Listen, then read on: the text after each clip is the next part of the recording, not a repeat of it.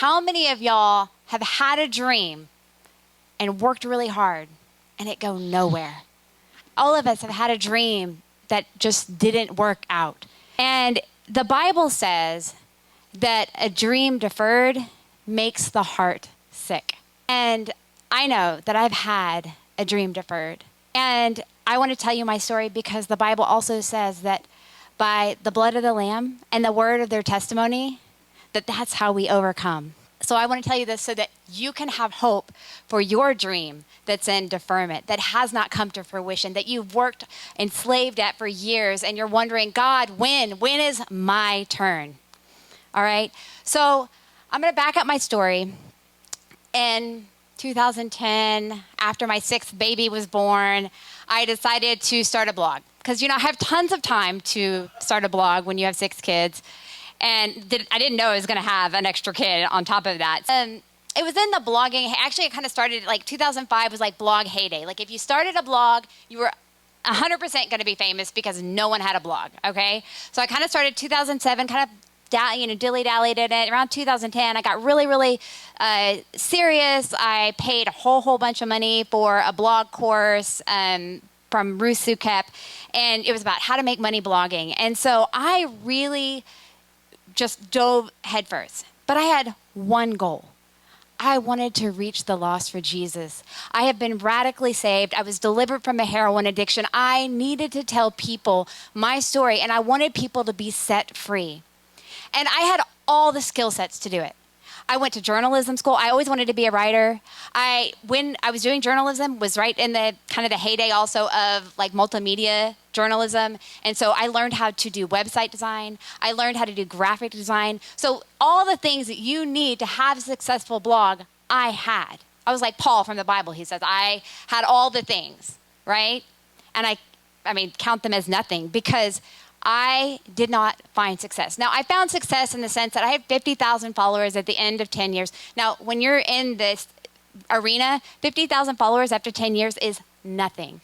And I was working 40 hours a week, making less than $1,000 a month, and I was like a hamster on a wheel, right? Spinning, going, how do I do? How do I get more people? How do I get more followers? How do I get paid for this, right?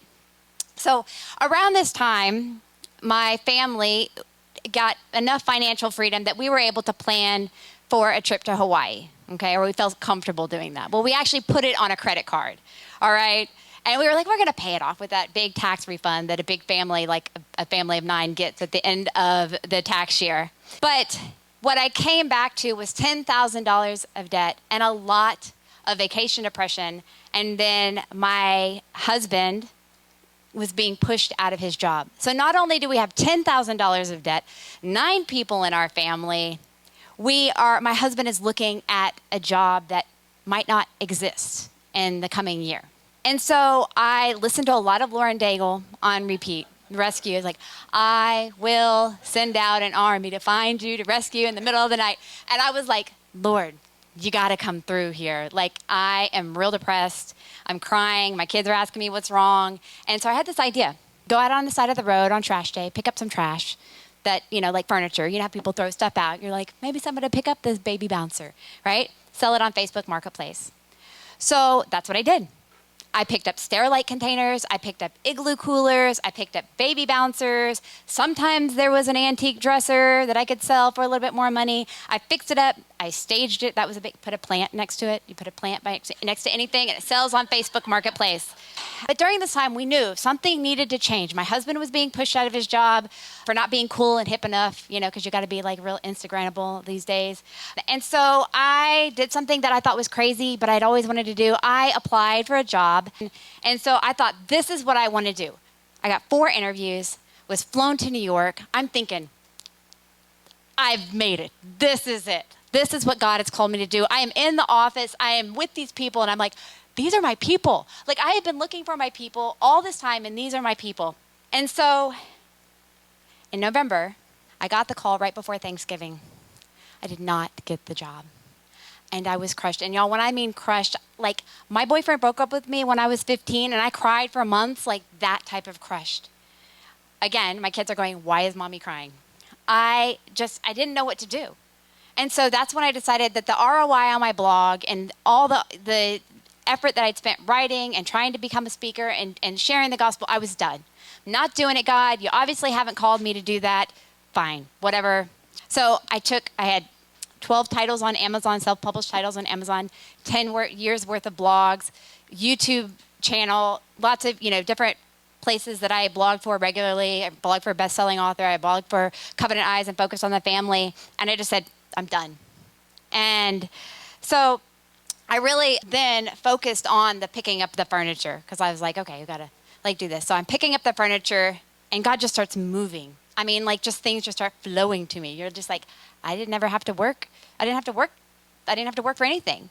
Before I was like a hamster in a cage and I had to work for everything. I pushed everything and just to make $1,000 a month. And now I'm just paying off debt. So we paid off our $10,000. I paid off a pop-up camper so we could take cheaper vacations. I paid off my daughter's braces. I paid off grocery bills. And I was just like, this is so awesome. And God kept showing up in the craziest ways. In January 2022, we opened an e-commerce website called curbvulture.com.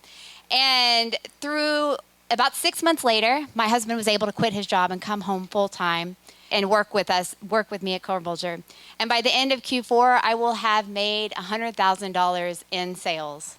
So, and part of this story is the fact that we have never made that much money. We were $30,000 with 5 kids. This is a big deal. This changed the trajectory of our lives. But the real story is I didn't know what God was doing because he was still fulfilling the dream that I had in my heart in 2010, 2005. Because did you know there is no place more sacred than a person's house? And when you bring furniture to someone's house and they invite you into their home, do you know how vulnerable that makes them? And so I'm able to share the love and light of Jesus to one of the hardest cultures in this world, the millennials in Austin, Texas. All right? And so, because you know what? Lost people love vintage furniture. They really love vintage furniture. And so what I thought was a derailment was God doing a more complete work in me. Not only was he trying to help me do his job, help him reach the lost, but also he wanted to create financial freedom in me. He wanted me to spend more time on my knees and connect with people and pray for the business and pray for people that I was going to meet, pray over the furniture. And so I heard one time from a woman, very wise woman, she said that your calling never changes, but your strategy will. And so what my calling was to reach the lost. And I was going to do it through a blog.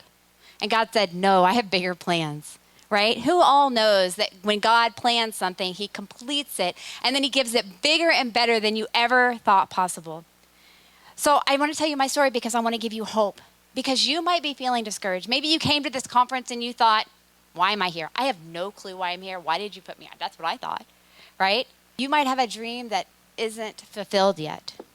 And so I want to encourage you today that you're seen. You're not forgotten. Your dreams might be delayed, or you just might be walking straight towards them without even knowing.